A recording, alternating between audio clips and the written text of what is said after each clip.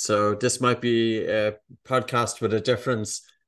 It's not normal that I talk business related and philanthropy. It will be the first time actually during one of our podcasts. However, this was an opportunity I couldn't miss. Dr. Declan Ryan is the son of the founder of Ryanair. And the reason that I bring in that introduction is because I'm sure you're all familiar with Ryanair and what a legacy to leave behind. So, Declan, it's a pleasure to talk with you. And I would love for our conversation that if there was a 20-year-old or 25 or 30-year-old person listening to us, it's really to get your insights as a business leader and as somebody who has helped with setting up numerous different companies and also one foundation and your philanthropy.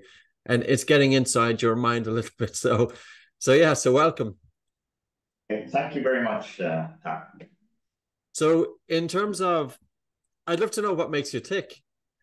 Even say your normal kind of working life, and I'd love to know this work-life balance in context of, I read about your father.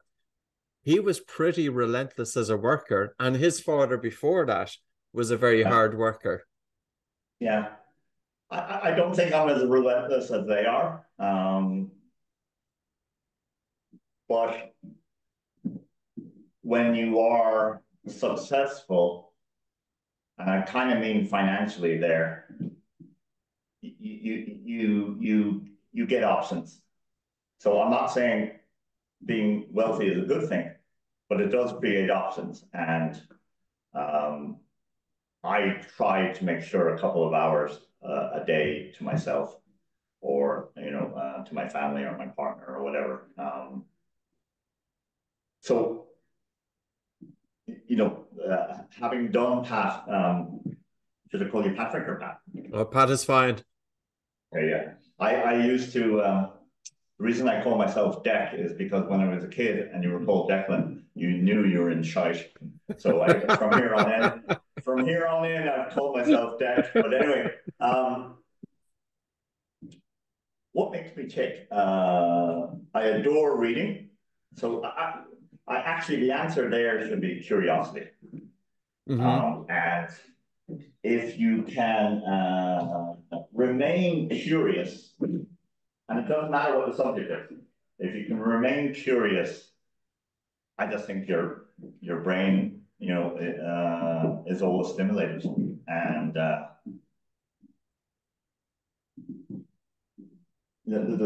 I think we've all experienced it, but there's nothing better than a good book. And I think we're all the same. We kind of slow down towards the end because we don't want to finish, So I think curiosity is the answer. And I don't have a clue, by the way, if the next question is, can you learn that or not? I just think some people have it and some people don't. But I've never thought about the issue of, can you learn curiosity? Sorry, to answer the question, I think you can probably teach yourself to be curious. Yeah, it's an interesting thing, because even as I'm thinking about your father and as an entrepreneurial spirit, entrepreneurs have to be curious because they have to see different angles. And very few people are made of the cloth to be an entrepreneur. Even a small business owner, like a lot of people are happy in when things are packaged for them and they don't have to have the responsibility outside of it. But I think somebody who is very, very curious is not just in terms of, I don't think what you mean by curious on a personal level, but curious as well is to put yourself into new challenges. Would that be part of it? Yeah, I'll give you an example. Our last airline that we recently sold to Avianca in Colombia, Viva. I'll give you an example of being curious at work. We take, and it's not just us, the whole industry takes safety very, very seriously. And one of my bugbears at the moment is, if there's an incident with an aircraft and you have to evacuate, people take their fucking luggage with them, their hand luggage. And, you know, we all say that we wouldn't do that, but it happens. And, you know, listen, I understand some of the motivation. It might be a passport, it might be, you know, your computer or whatever.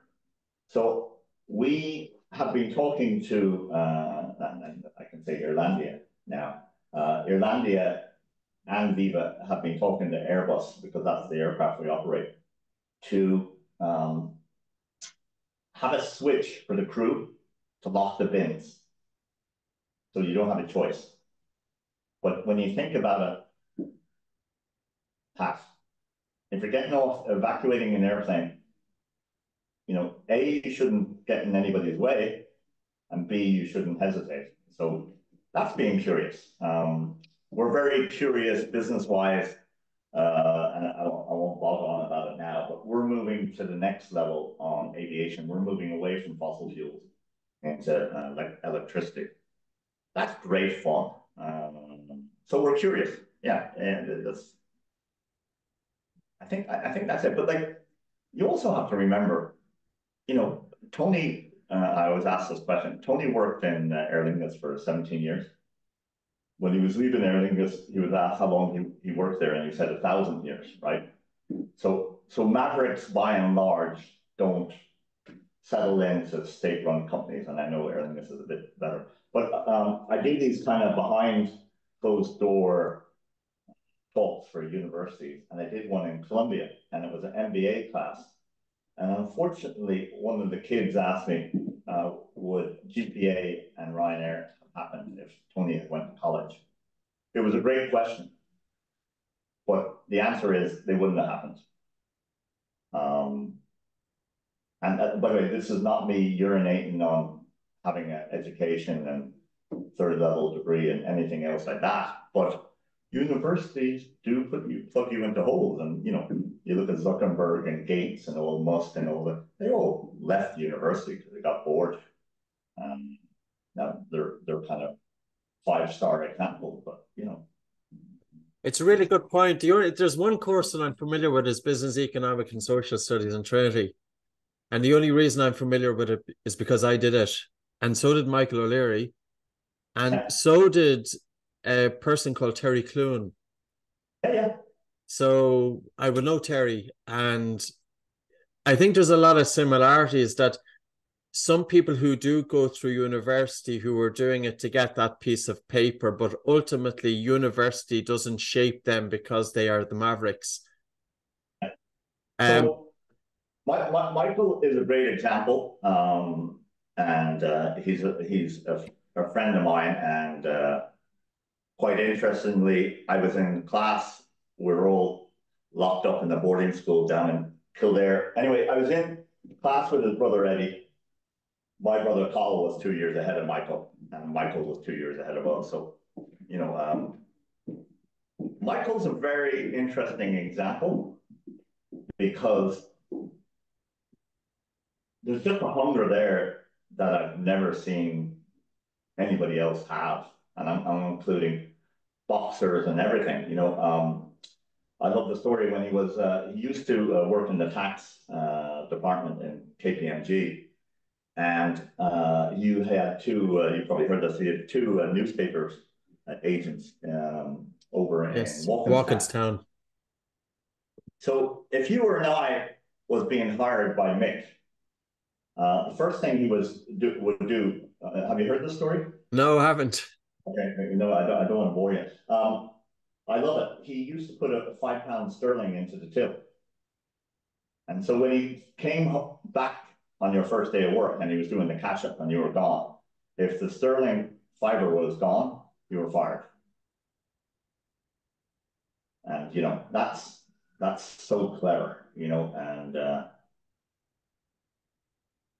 yeah, there, you know, I was going to make a pile of jokes about Trinity, but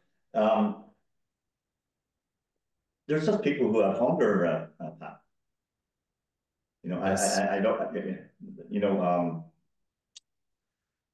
so I need to be a little bit careful here, but we've interviewed people from MBAs here, and they couldn't change the plug. Like, you know, they're probably Einstein financially, but You just need to be in our business anyway. You need to be streetwise and be able to read people. And culture, that's a very interesting subject, maybe at a different day. I don't think, I think you can only teach culture when people are at work. If I went to work for you and I was trying to understand the culture of your business, but I was only with you 1 day a week, I'm not too sure I get your culture. Like you can imagine for Google, you know, and there's piles of different things there, Pat. Like anyway, we were talking about all the bright guys out of Trinity and stuff, but you know, there's piles of stuff there with regard to working from home and working in the office.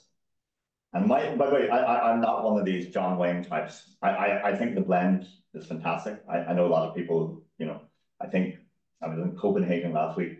80% of Scandinavians are now doing 4 days a week. And you would have thought at the beginning it'd be the other way around with the Scandinavians and so on. But I think they've caught on that you can't teach culture. The other thing is you can't teach interns or apprentices if they're at home, you know, because they're not going to ring up the boss and say, what do you think? But if you're having a cup of coffee or what the Yanks say, beside the water cooler, you go, Jesus, Pat, you know, I just don't understand how this bit of maths or engineering works, you know, and so I'm going off on a tangent, but I think it's an important point. But you know, Tony's work ethic was world class, but I'm not too sure. He worked hard when he was in Aer Lingus, but I think the light bulb moment is we moved to Thailand in 1974, and myself and my 2 other brothers went there as well, and he brought. So the oil crisis was on. Aer Lingus had 2 jumbos they didn't need, and Tony leased both of them, as well as like they're called wet leases, as well as the cruise to Thailand. And you can imagine the benefit that had for Aer Lingus. It may have saved him. I don't know enough about the financials, but it was enormous. I read the finances. I think it amounted to £5 million at the time. It was an enormous sum of money. Just for a little bit of context, Deck, in the background. So Tony Ryan, Declan's father, founded what was called Guinness Speed Aviation. And they were leasing aircrafts, but the start of it happened when he was working with Aer Lingus. So during the winter months, Aer Lingus aircraft would be sitting on the ground, whereas there were other aircraft or aircraft carriers at other parts of the world who would need these aircraft. So the idea was to lease them. So I'll pass it back to you, Dec. I love the story. Arthur Walls, who became chairman of Ryanair, and a mentor of mine, a great guy, and I miss him regularly. He's not with us anymore. Arthur was the GM of Aer Lingus at the time, and they couldn't get rid of the 747s, and Tony was put in charge of getting rid of them. What Arthur did is he moved the 747s around, facing the Aer Lingus building and Tony's office. And Tony said to Arthur, like, do you really have to do that? And he said, I want you to think about them every fucking minute of the day. And it worked. Hunger. Do you think hunger is a little bit from our environment? Because Ireland, economically, we were pretty much a basket case. There wasn't a whole lot going for somebody who was coming out of school at the time. And if you're a child growing up in a household whereby financial economics are not easy, it can give you a tremendous motivation to want to do better. Do you think, I'm only thinking about this, Ireland now has moved on quite a lot since the 70s and the 80s, and even the 90s here were tough. It only came right in the noughties, and then it collapsed again in 2010 or 2008. Do you think it's a little bit different in terms of the mindset for kids now coming up because of the environment that they were in? It must be. I haven't really thought of it like that. And by the way, I'm not too sure what 100% what makes people hungry. But, you know, certainly I'll give you an example of Tony in a minute, but I just think we have to be careful not to label the youth coming through as not hungry. Sure. I'm not suggesting you are saying that, but I think of my own kids, and I'm very proud of them, and they're amazing people, but they're all hungry, you know. So, but the story I want to tell about Tony, and by the way, you know, Michael would be a great example of, you know, having hunger, but also, you know, he went to an expensive school and all that kind of stuff. So he certainly grew up middle class. You know, Yes. why does Michael have that hunger, right? But I remember Tony tells the story. He was I was actually telling somebody this yesterday.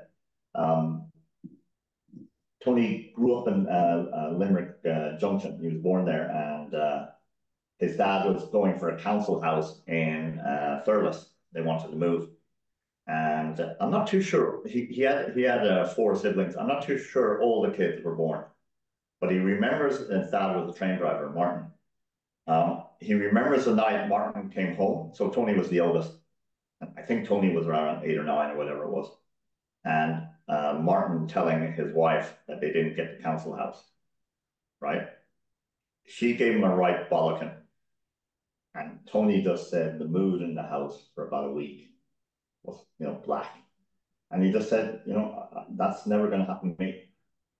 You know, now, you know, it took him 17 years and at the age of 45 to become an entrepreneur. So the great thing about my own view on entrepreneurship is age doesn't matter. And actually, people post 40 or 50 are probably better at it than younger people. And the other thing is, I think any person who owns 2 Spar shops in Tralee or anywhere, I regard them as entrepreneurs. You Oh, know, totally. I would think so too. Yeah.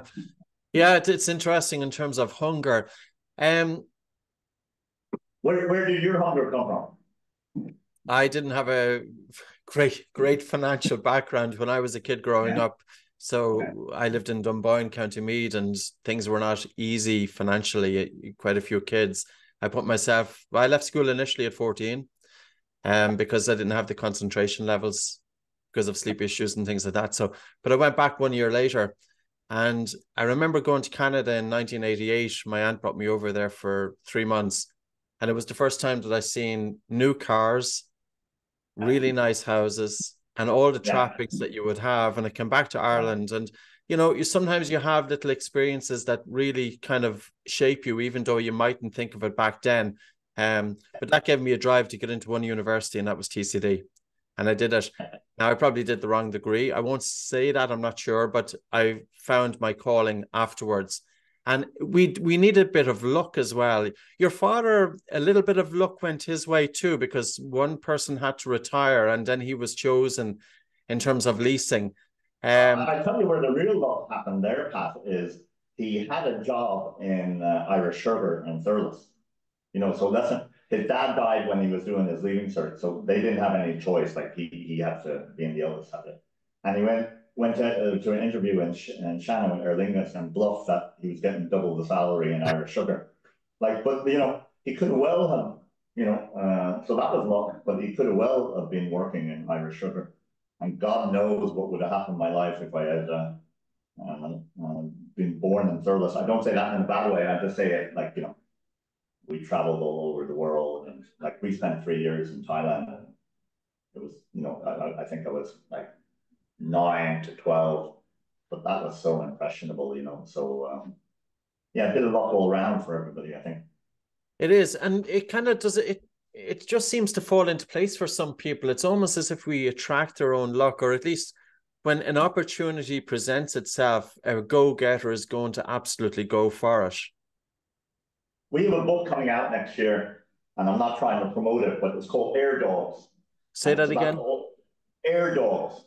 Okay. Okay, it's a little bit of a take from Phil Knight's book, which is Shoe Dogs. And there's a story in it that I can touch upon where we were dealing with GE, who are the big engine manufacturers for the 320. We were going with GE. We decided to stick with GE, thank God, because Pratt's have loads of problems at the moment. Anyway, I'm sitting down with a guy who feels like he's a Yank. His name is Shaker, and he grew up in a refugee camp in Beirut. I'll think of the valley, the Bakar Valley, north of Beirut. And I flew up to Boston to see him. And within 5 minutes, I went to myself, oh, fuck, I'm not going to get anything out of this meeting. And he just said no. Like, we needed we were having a spare engine, which is a lot of money. I can't recollect exactly the amount, but it's in its millions. And he said no. He just said no in the first 5 minutes. And I said, what the fuck are we going to talk about now to him? And I said, can you tell me your story? And he came from the same refugee camp I had been 6 months previously. Wow. And by the way, next 2 hours, like people in my family and here in the office go, oh, Jesus, please don't raise refugees with that. He'll bore the shite out of you, right? We spoke for 2 hours about refugees. And at the end of the meeting, Shaker said to me, I'll try to do something on that engine for you. And he did. And that's fucking luck. Good karma as well, but it's luck as well. And, I forgot the story. And one of the guys in here, one of the dogs, reminded me of it. And I went, yeah, no, we need to tell that story because it's just lovely. It just. But it's even more because it's not just the business context, it's actually the human relationship, which seems to be more important in terms that we are social beings. And you could even bring that into context today with mobile phone use. And there's almost as if there's an idea that we're all cocooning and we're all looking into screens, we're losing that social aspect of it, which is really vitally important. And that's an example. We said it before we went on air. Like, we haven't met each other, but we've gotten to know each other by Zoom and phone calls and texts and so on. But I don't really think I know anybody until I meet them face to face. Yeah. And Zoom is great, but the thing I hated about it during COVID is you couldn't tell how the person was. Because I think we have this inbuilt thing like Showtime. Am I looking okay? Do I sound okay? Da da da. I would never on a Zoom call, certainly several people on the call, ask you about how your mom is or how's your own mental health or stuff I ask people all the time when I'm face to face with them. You just it's a bit it's not the right way to ask somebody that, in a multiple call with other people. And you don't feel like asking. By the way, who am I telling? A lot of this is down to people's body language or how they look and so on. I'm not too sure you can tell that on Zoom. In terms of mental health, you have quite a nice interest in it as well. Oftentimes when we think about business, we're thinking about stress. There's so many things that come into my head, especially I got through 50 pages of the book that you sent me, which was wonderful. It seems to have quite a big take, or at least you have quite a considerable interest in the whole aspect of mental health. Could you expand on that a small bit? Yeah, and I won't keep you all day. I suffer from depression. Luckily, it's don't know what the exact term is. Kind of subclinical is the term. It happens to me every now and then. Probably in my life, I've had like 4 or 5 serious episodes. I'm just coming out of one now, but we had our lads lunch yesterday, and it's 4 pals of mine who I've known since 11. They're all a pain in the ass, by the way. If they're listening to this, they're all, and the beauty about it, Pat, is they don't give you an inch. Like, anyway, I won't go into those boogers. But anyway, we were talking about mental health at lunch yesterday. And one of my pals from Wexford turned around and he said, Dec, it's great to talk about it. And I did a dinner a couple of years ago for Aware and behind closed doors. And I talked about my experiences and so on. And about 5 people came up to me afterwards and kind of in a hushed voice said, oh, we're delighted you said it. But they wouldn't say it in front of anybody else, My brother has it or mom has it or whatever, So I think we've really come on a lot in Ireland. I think you see the words mental health here all the time. I still think there's a stigma behind it. I love the Alan Quinlans and the Cusacks and all the sports guys who've come out about it. And I think that's very powerful. And, I'm a Munster fan and I think Quinny is God. But for somebody who is tough as him to come out about mental health, it kind of makes it acceptable and so on. Going back to curiosity, for this recent episode, I did so many things, Pat, including learning how to breathe with your expertise. The joke in the family is I did so much that we don't know what fucking cured me, it got me right. I think I told you, and by the way, this is unfortunate in one way, is I got a brain scan in, there's probably better terminology about that. I got it done in America. You can't get it done here. And it is expensive. But I have 2 psychiatrists, one here and one in Colombia. They were jumping with joy with the X-rays. I call them X-rays, right? With the photographs and stuff. And I said, why are you guys so excited? I said, we would love every patient to have this. And by the way, without going into huge detail, one of the scans showed oxygen deficiency in my brain. Now, the kid's joke was my brain was going to be more like Homer Simpson, right? But to be serious about it, it also showed oxygen deficiencies. And that's why I'm learning loads about breathing from you. I have to get more oxygen to the brain. And, there's several ways of doing that. And I'll do it. So there's curiosity. And, all my kids are adults and my partner, Monica. It's really, and I don't want to say this as a kind of a bit of advice, but when people see you try, they're 100% behind you. I just think it must be hard for, when you're down, you just don't have the motivation. When people don't try, I think that's probably hard in relationships and so on. So nearly part of the curiosity is my family, because I just want to show them that, what's the best way? I say that I'm not scared of depression anymore, but it's a pain in the ass, So I've shown my family I can hack it, but also they know that, they kind of make jokes about it. And I love that, Jesus, dad's in New York to get his head fucking scanned, But, by the way, I'm not intelligent or medical like yourself, but the reality there is if you break your fucking leg, you get an X-ray.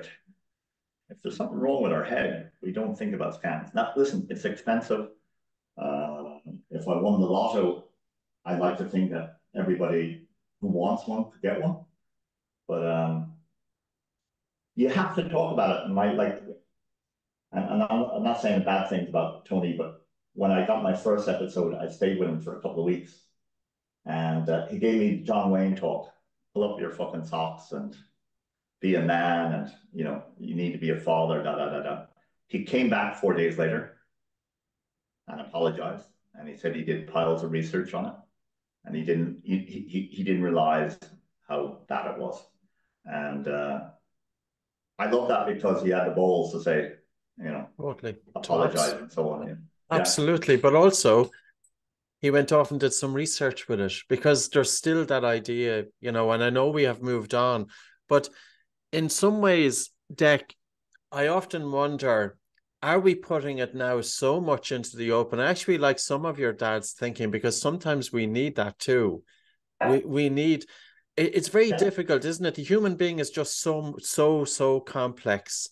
For some people, they do need a little bit of a push in order to get going. And for other people, it's different. It's really difficult to know. I learned on this recent ballot, and I've had it for about 6 months and out of it, thank God. But people recommended to me a gratuity app. And that's what actually Tony was saying. You're a lucky bugger. You have 4 healthy kids. You don't have to worry about money every day. So that's what he was saying. Now, he could have taken the John Wayne bit off. And he did in the end. But the gratuity, I wish I'd done it 400 years ago. You know, like, it's amazing. Like, some of the stuff I write down is, Jesus, the lamb curry that Bonnie did last night was out of this world. And that's what it does. It grinds you down. And, you know, I'm lucky enough to live near the canal here in Dublin. You know, that walk every day, every morning is fantastic. So I'm not saying it's for everybody, but, you know, if people are suffering, the 2 things I would say, not advice, just things I would say, is talk about it. And it doesn't mean you have to talk, you know, you don't have to stand in Ayr Square and, you know, go on about it. And the other thing is a bit of gratuity of where you are. And, you know, anyway, it worked for me, you know, so. So what do you mean by gratuity? Is it's the very simple things that we often overlook. And just to write down what's 10 really positive things in my life that are so simple. This app, I'm looking at the phone now, this app is called Gratuity. And you only have to fill in 3 lines, and the lines are tiny. You know, but the thing that's great about it is it kind of nearly wakes you up in the morning, right? It kind of barks at you and said, "What are you happy about today?" Or I didn't mean to use the word happy. What gives you gratuity today? What are you grateful for? And you know, sometimes you're scratching your head trying to think of something, you know, and then you have to realize that, you know, you just had a bloody lovely shower, and you know, my hygienist, she's great, in the dentist the other day told me, and I love it. She said, "Have you ever washed your teeth sitting down?" And I thought it was like on the beer or something, right? And I've been doing it, and you wash your teeth longer, you know, and you know, so I think what was another comment I heard was brilliant is we probably spend 5 minutes a day on our dental health. Why don't we do that on our mental health, you know? Absolutely. Yeah, and it can be easily done, incorporated into our own way of life. I think there's not enough talked about getting out of our head, and it's not just about directing our attention or our focus, but I think our education system is very archaic in terms of it's teaching people how to go into the workforce, but it's not giving them the skills to deal with the stresses and strains involved in that. You know, it really, really needs, there has to be a change there. You can't just train the human brain how to think and not give people the skills to be able to stop thinking, to have some degree of control over the mind, because ultimately overthinking is a problem. And what you talked about. I'm sorry, Pat, cut across it. I would love if, I don't even know who it is, if the Minister for Education said to you and me, redefine TY. Now, I know you would put breathing on the course.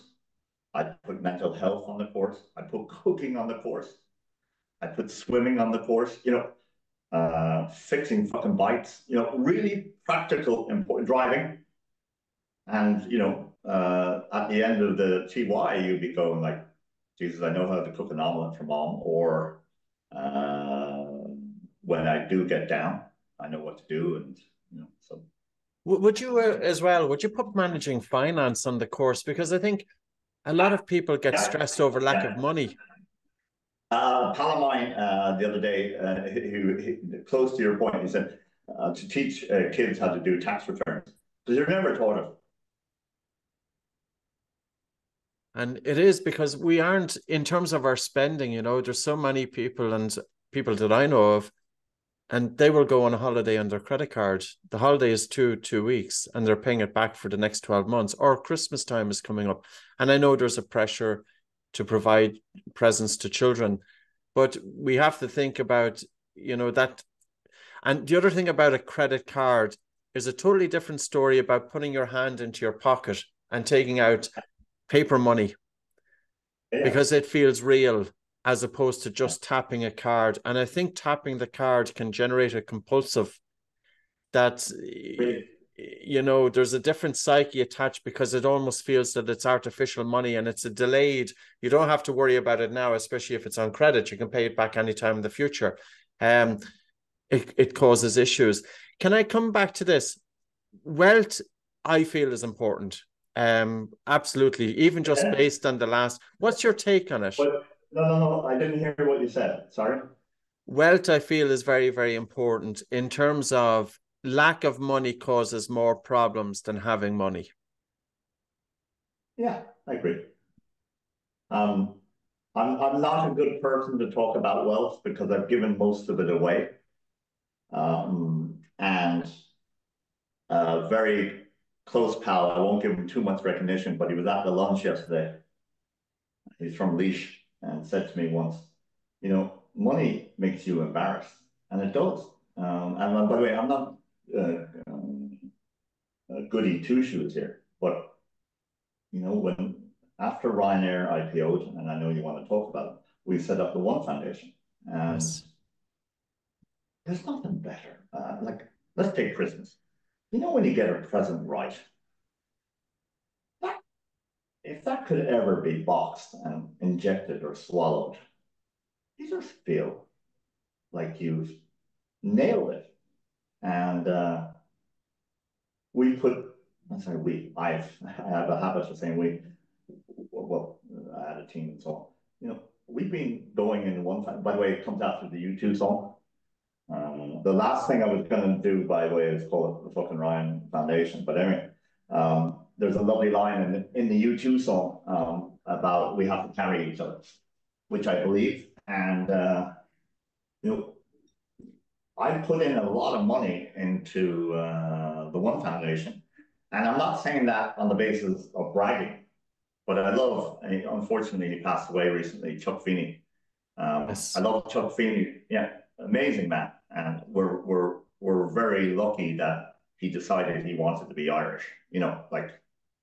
Um, he could have decided he wanted to be Polish, or he didn't have to pick Ireland, but he did, thank God. Well, But his Chuck name had is, yeah, for sure, yeah. Um, but Chuck had a great comment. He said he hoped his last check would bounce. And I love that. And by the way, so I don't preach about that. There's two things I don't preach about: taxes and philanthropy.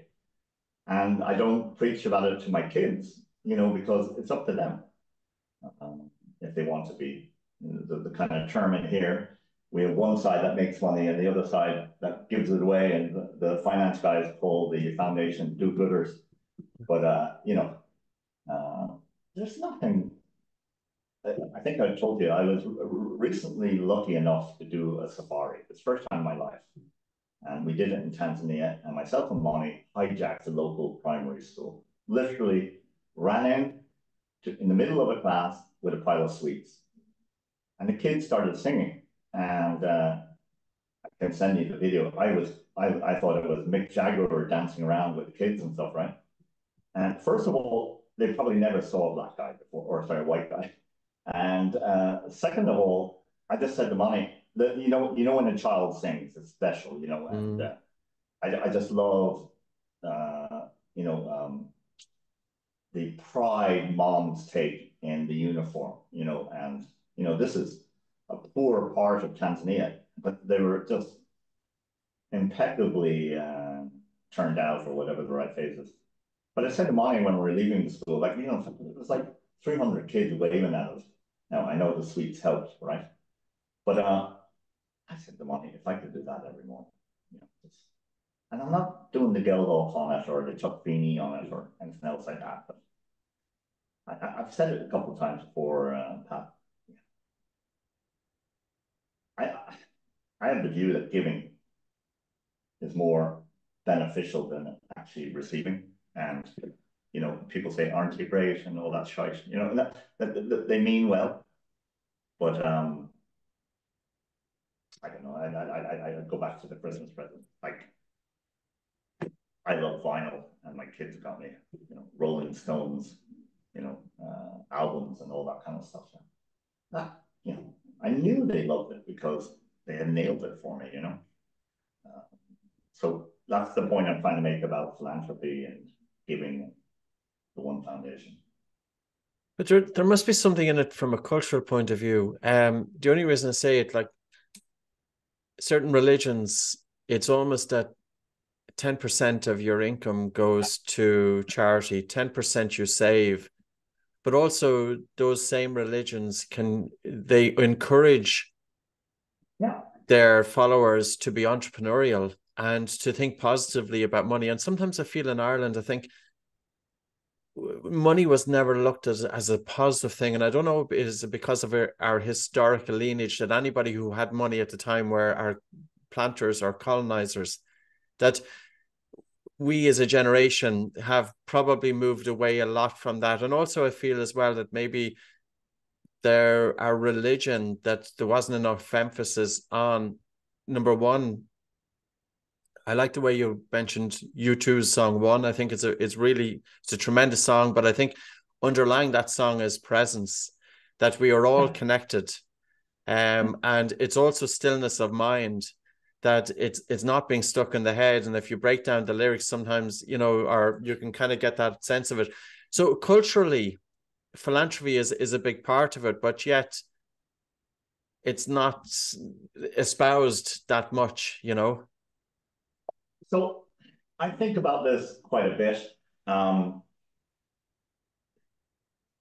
think Irish people, by and large, are very generous. And you can see that anytime there's an earthquake in Turkey and all that kind of stuff. I think we have one of the highest proportions of giving as per capita. But once you cut it off at 500 quid or whatever, you know, so I'm not having a go at people, but there's a lot of wealthy people out there who just hand it to the family. And, you know, there's nothing wrong with that. But I like your comment about religion. Like, you're going to smile. One of the recommendations from one of my doctors was do something spiritually. Now, I regard the One Foundation a bit spiritually, but he was talking about religion, and I said, I'm not doing the Roman Catholic bit. Like, you know, I just not. And I won't go into the reasons why now, but I think a lot of people feel like that. Then I was thinking, you know, who my head was going towards Buddhism, but then my head also went towards who's generous, and the Jews and the Quakers are incredibly generous, you know. So I'm not heading off to Tel Aviv or Holland or wherever else I need to go, but you know, there is just, so I don't want to say, sorry, well, I met about 15 years ago, around that, so people won't guess who it is. I met the Taoiseach's chief of staff a couple of years ago. And I loved it because he said to me, we can't even spell philanthropy, you know. And in the States, you know, Biden or Obama puts their arm around you, Pat, and says, you really need to give the money to the university or to the hospital or whatever. So I think we can be better in Ireland, but it's more the kind of top 2 or 3% be better. But it's not a lecture, you know. It's I've been approached, and this is a good point. I've been approached by several people to ask me how we did the One Foundation, and people who've done well, 2 or 3 people in particular, and they loved it. And it actually became a family project where, let's say you were saying to one of your kids or whatever, I want to give 500 quid or whatever it is into Galway, somewhere in Galway, and you have a debate with your family and you go, why it should be for mental health or whatever, so Lord, I'm not going to lecture on it, that's for sure. The income or the money generated through the One Foundation, where is it directed to? Because I was also talking with Ruth. She's in the office behind me here, and she was at a bookstore in Lewisburg in County Mayo and one book. So what was the connection there? Books at One. So Books I at have a One. place in Lewisburg. Yeah. By the way, you're going to love this. The nickname for me in Lewisburg is Almost Famous. And I just love it because just in case you get above the parapet, but it's brilliant. So we have 3 shops around the country now, 1 in Dublin and 2 in Connemara, in Connacht, 1 in Letterfrack and 1 in Lewisburg. Yeah, it's a charity. We sold 12,000 books last year. When you think about it, it was amazing. I'll touch upon other things, but my favorite story is I met a farmer who was in the GAA section of bookstore. And because it was sports, I was able to chat away to him. He didn't know who I was, and I didn't know who he was, and so on.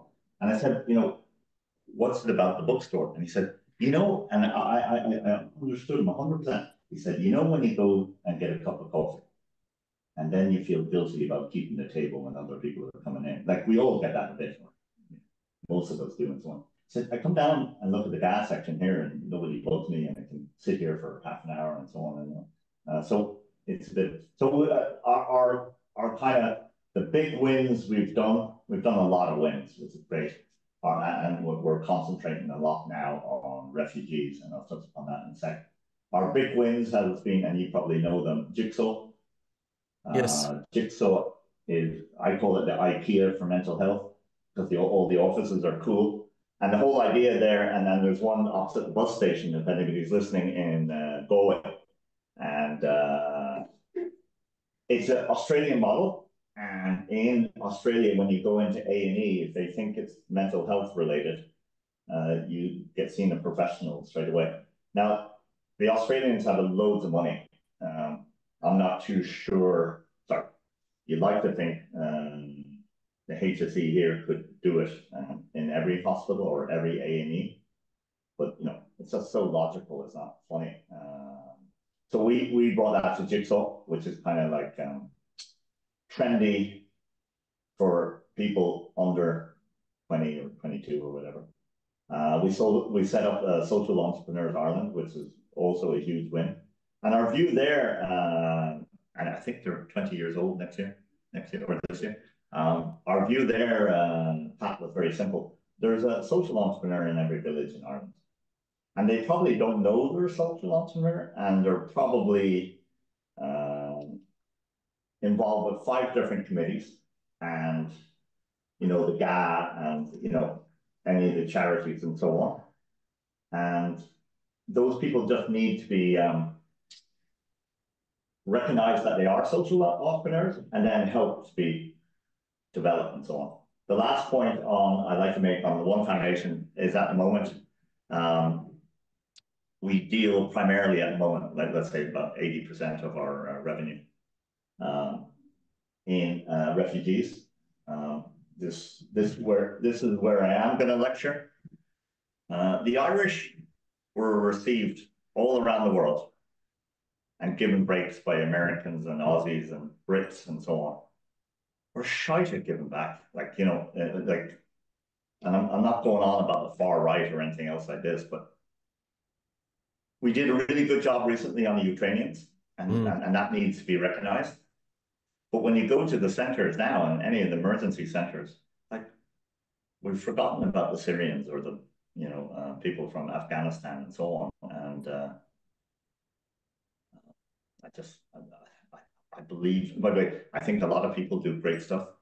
I just believe we need to do a bit more, and the government would row with me on that. I haven't had a row with them, but I bet you they'll say, well, look what we've done for the Ukrainians. And my response back to them is, well, they're European and white. You know, have you done the same for the Syrians and so on? So that's what the foundation does. Oh, I think it's excellent. Um, I'm only going to make a comment in terms of one would hope that the money that's donated is really used efficiently and is not wasted unnecessarily. And I couldn't help but read. Sorry, you're going to love this. I keep interrupting you. I used to be chairman of Bernardo's in Ireland, and it was logical that one of our first donations in '03 would be to Bernardo's. I sent a guy called Anthony Carraher, who's a great guy, and he worked with me for 17 years. He was our CFO. And he came back red in the face, and I said, what's up? He said, Bernardo's only take care, now this was 20 years ago, only 5,000 families in Ireland. And I said, well, isn't that good? And he goes, you could fill a Pro Park with the amount of kids in child poverty in Ireland. And he said, it's not effing good enough. Like, I love the guy who was calling us all do-gooders coming over to the dark side. And the following year, we didn't give Bernardo's money because they wouldn't increase the families. Like, you know, that makes it sound bad, but, you know, Fergus Finlay was the CEO at the time, great guy. But his comment was, it's about quality. And so we had a little bit of a row. And we can, you know, let's say we were giving them 300 grand, 100 grand a year, you know, stop that for year one. So it's great to put in the metrics and use some of the business brains behind philanthropy and so on. Oh, I think charities hate it. I think it's vital. And you mentioned the HSE, and I won't even go there because my comments might be positive. But I remember the Irish Times interviewed me, it's going back about 10 years ago, and it was one of these off the couch pieces. And I made the comment that Michael O'Leary should be in running the HSE. And of course, that was the headline then of my interview. And it's so true. You really do need somebody, and that's hunger, but it's passion, but it's also the drive to do things right. I have to say, I disagree on that one. Okay. But, well, no. You have to have other skills, right? And so we're not going to focus in on Michael. But what I think he would have been brilliant at is during the financial crisis is sorting out the banks. Yes, absolutely. And that was a comment made by one of the economists. It was actually David McWilliams. He said that if you're going to negotiate, you need to be a negotiator. And it should have been somebody that was taken. But again, sometimes these things fall between the cracks. Just to kind of bring it towards, if you were a 20-year-old now I know this is, but you want the spot. What direction would you like to go in terms of what sort of personality would you be? Would you do things anyway differently? In other words, is there something that a 20-year-old could learn now? Do you believe that we should be all out there as human beings facing little challenges, growing, doing the best that we can? Like, what motivates us as human beings to be happy? Yeah, and I hate the word happy, by the way, and nothing to do with you. I was thinking about it the other day. We use the expression happy out, right? And I'm going to have a right go with the Yanks here. They use it all the effing time, right? If I was intelligent enough to be involved with the Oxford Dictionary, I would take the word out and I would use the word being content, because, you know, we won't do it now, Pat, but like, what is happy, you know, so you can go for the 20-year-old debt. I've been really lucky. Like, you know, Ryanair nearly went wallop 13 times. You can't You know, I went to UCD. I just nothing in UCD, or sorry, any college would have taught me that. Uh, so and I might frame it a bit different because what I had in my DNA as a kid was travel, and you go to Vietnam, one of my favorite countries in the world. Those people are content, but they don't have that much, and I kind of would remind myself a bit like that. I wouldn't have necessarily done arts in UCD, I think. But like, I remember graduating, Pat, and there was 42, I think, in our economics class, and only 2 stayed behind. Everybody went away, so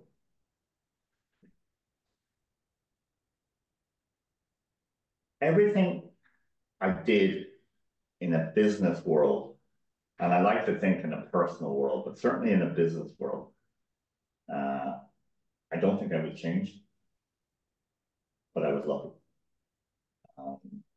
Made some of the luck afterwards, but when and you've seen it yourself, when you are faced with the wall of bankruptcy, you A, get very creative, and B, you get very resilient. So I'm not too sure I would change that much.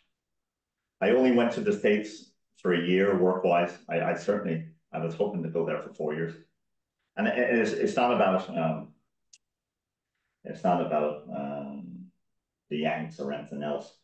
It's more about they have a great work culture, and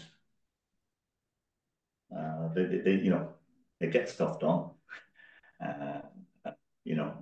So I was thinking about that quite a bit, that question, and I'm not too sure I would have given Dec 20 years old a bollock and that he should have done something else different. There's not too much. I gave up rugby probably too early, and then something to do with rugby. It was just I missed the team bit and all that kind of stuff. So, but that's work, Yeah. It's very hard to have a girlfriend working 12 hours a day and then say to your family, I'm off to play Galwegians next Saturday, and I'm going to Galway. You're not going to come back in the same day, So I'm sorry I haven't given you a more conclusive, but I don't think there's too much more I would have. It's like I'm pretty sure I might have tweaked 5% or 10% of it. But there's probably a couple of points that I take from it. One is that your life is pretty aligned with you. In other words, the things that you did are pretty aligned with you. And the second thing was, yeah. I fought with Tony a lot. I would never call him dad. It drove him nuts. And he asked me one day why, and I said, "Well, you can't tell your dad to fuck off, but you can tell Tony to fuck off." And he said, he didn't see that as funny. He just wanted to be called dad, And I fought with him a bit too much, But he used to use myself and Michael very efficiently as Jack Russells. And if you teach somebody to be a Jack Russell, you're going to get a nip in the ankle, So, but what I did do, and it took me a while to work it out, is when he went 60, and nothing about being 60, I just went, the fights are over. He wins. I'm not going to fight with him anymore. So that I would have changed. I would have done it earlier, but you're dealing with a tough guy from Thurles who remembers at the age of 8 of not getting a council house. It was a different era. It was totally different. And to survive in business, you had to be really, really tough. So like I can see that we are a product of our environment. Of course, genetics are going to play some role, but the environment that we're growing up in. Could the second point that I was going to go back as a 20-year-old, it worked out. Yeah. But you don't always think it. You don't always think that back at the time, though. But I don't think back as a 20-year-old, and I think I was 21 leaving UCD. I don't think back and look at the wealth, and I'm not being principled here. I look at my kids and my pals, and maybe when you're 60, you do this, right? And I went 60 this year, but no, I've always like I make the comment, and I genuinely believe this, that my kids are a better person than I am, and that's just amazing to watch. Um, so I just the reason I'm kind of humming is, what's the great comment, Pat? You never see on a tombstone, you work too hard. Yeah, that's it. That's it. And life goes by very, very quickly. Yeah. By the way, I think, again, going back to luck, we had a good work ethic in the family. And I think, I'd be saying to all parents, like, my eldest guy, Connor, is very witty. He's in his 30s now, but I had him working in a bar that we were involved with, cleaning up the tables and stuff. And he rang me one day and he said, I'm going to call social welfare on you. Right? He said he was underage and 14 or 15 and so on. But he learned loads from it, So, Yes. Yeah, for sure. For sure. Yeah. Yeah, no, that's great. Listen, I enjoyed the conversation. And for the listener likewise. as well, I think they will pull little nuggets out of it too. And it's quite a different departure from what I normally talk about. So listen, thanks so much for your time. I know there's a lot going on. In terms of One Foundation, what's the website? I should know that. I don't. I think it's onefoundation.ie, but just Google it. Yeah. Yeah. Okay. So We one we one we foundation. we we don't take in donations, and we don't take in